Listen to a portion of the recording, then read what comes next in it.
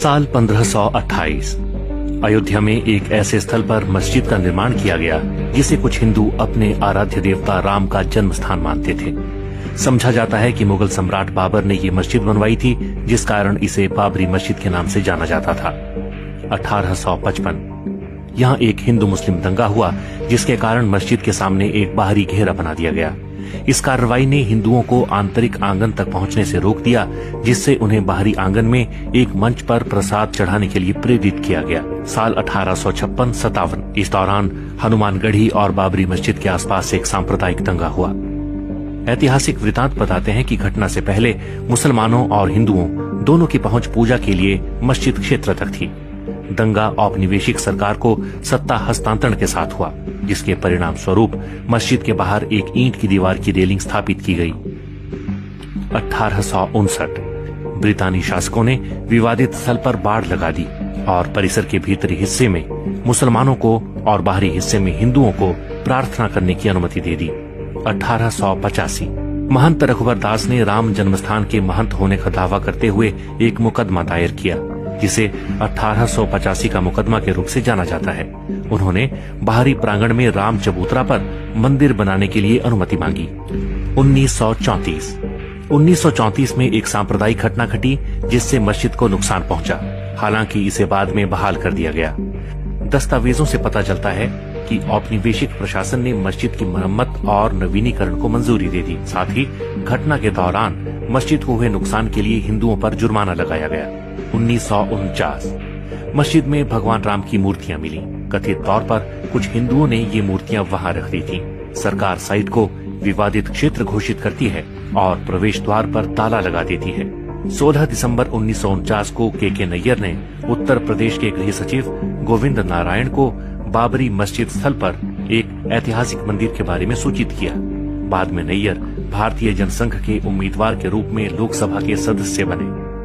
1984 कुछ हिंदुओं ने विश्व हिंदू परिषद के नेतृत्व में भगवान राम के जन्मस्थल को मुक्त करने और वहां राम मंदिर का निर्माण करने के लिए एक समिति का गठन किया। बाद में इस अभियान का नेतृत्व भारतीय जनता पार्टी के लालकृष्ण आडवाणी ने संभाल लिया। पहली रथ यात्रा साल 1984 में बिहार के सीतामढ़ी से शुरू हुई और अक्टूबर में अयोध्या पहुंची।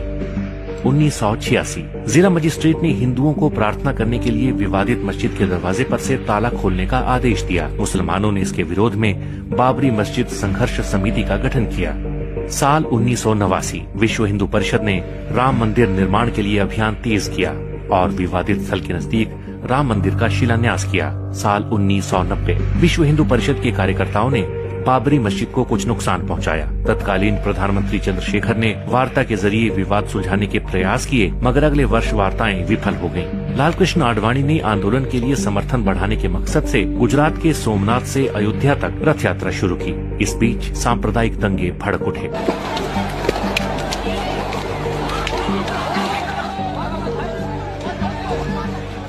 1992 विश्व हिंदू परिषद, शिवसेना और भारतीय जनता पार्टी के कार्यकर्ताओं ने 6 दिसंबर को बाबरी मस्जिद को ध्वस्त कर दिया। इसके परिणाम स्वरूप देश भर में हिंदू और मुसलमानों के बीच सांप्रदायिक दंगे भड़क उठे।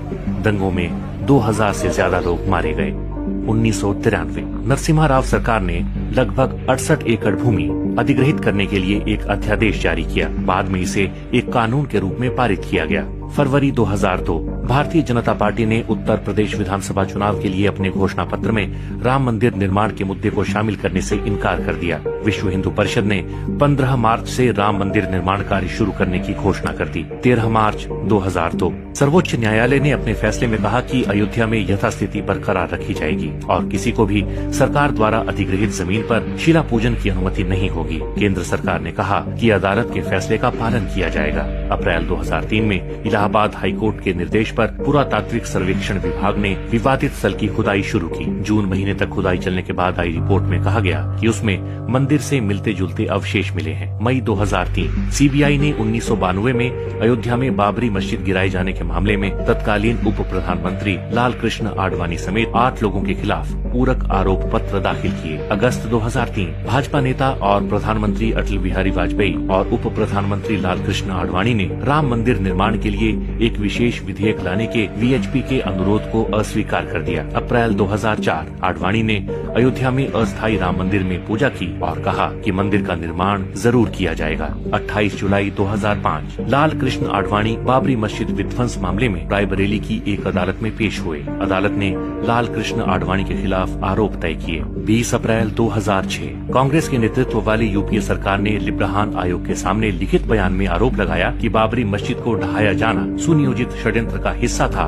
और इसमें भाजपा, राष्ट्रीय स्वयंसेवक संघ, बजरंग दल और शिवसेना की मिलीभगत थी। 24 नवंबर 2009 लिब्राहान आयोग की रिपोर्ट संसद के दोनों सदनों में पेश हुई। आयोग ने अटल बिहारी वाजपेयी और मीडिया को दोषी ठहराया और नरसिम्हा राव को क्लीन चिट दे दी। 30 सितंबर 2010 इलाहाबाद उच्च न्यायालय की लखनऊ बेंच ने अयोध्या में विवादित भूमि को 3 हिस्सों में बांट दिया। सुन्नी वक्फ बोर्ड, निर्मोही अखाड़ा और रामलला विराजमान को मुस्लिम और हिंदू वादियों के बीच 2:1 के अनुपात में 1/3 भूमि आवंटित की गई थी। 21 मार्च 2017 पूर्व मुख्य न्यायाधीश खेहर ने सभी पक्षों के बीच अदालत के बाहर समाधान का सुझाव दिया। साल 2019 में ही सुप्रीम कोर्ट ने पूरी विवादित जगह को रामलला को सौंपने का आदेश दिया। वहीं सुन्नी वक्फ बोर्ड को मस्जिद बनाने के लिए 5 एकड़ जमीन आवंटित की। साल 2020 5 अगस्त को राम मंदिर के लिए भूमि पूजन का कार्यक्रम रखा गया।